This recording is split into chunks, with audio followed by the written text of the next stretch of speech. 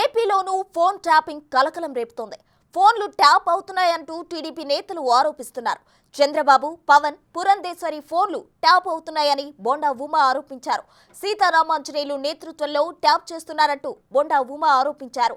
తన phone tap చేస్తున్నారని Vijayawada TDP Lok Sabha అభ్యర్థి కేశినేని చిన్ని ఆగ్రహం వ్యక్తం చేశారు. ఇవాల్టి టీడీపీ సమావేశానికి వచ్చిన ఇంటెలిజెన్స్ కానిస్టేబుల్ ను టీడీపీ నేతలు పట్టుకున్నారు. ఫోన్ ట్యాపింగ్ కు సంబంధించి ఆధారాలున్నాయని టీడీపీ నేతలు చెబుతున్నారు. 4 రోజుల ముందు మా నాయకుడు బొండా ఉమ గారు ఆరోపించిన విధంగా టెలిఫోన్ ట్యాపింగ్ జరుగుతుందని ఆధారాలతో సహా ఆ రోజు ఎలక్షన్ కమిషన్ వారికి ఇచ్చారు.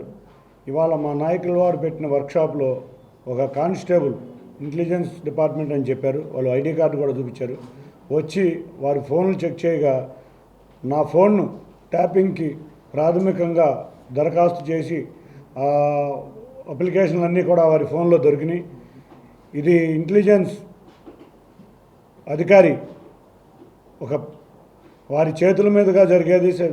సీతారామాంజనేయులు గారి చేతి మీదుగా ఇటువంటి ఫోన్ ట్యాపింగ్ విషయాలు మా నాయకుల మీద గత 3 సంవత్సరాల నుంచి జరుగుతున్నాయి.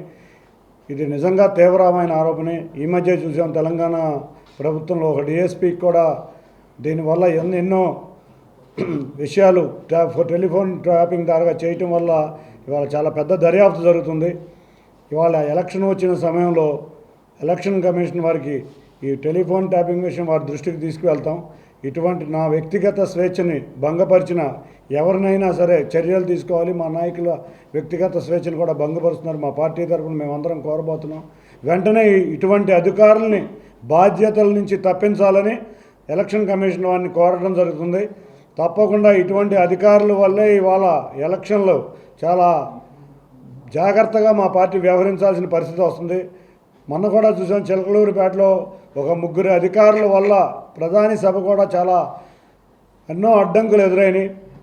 కాబట్టి ఇటువంటి జగన్కు తొత్తులుగా ఉన్న అధికారులందరినీ ఎలక్షన్ కమిషన్ వారు తొలగించాలని మీ అందరి తరఫున మా పార్టీ వారు అందరి తరఫున కోరుకుంటున్నాను.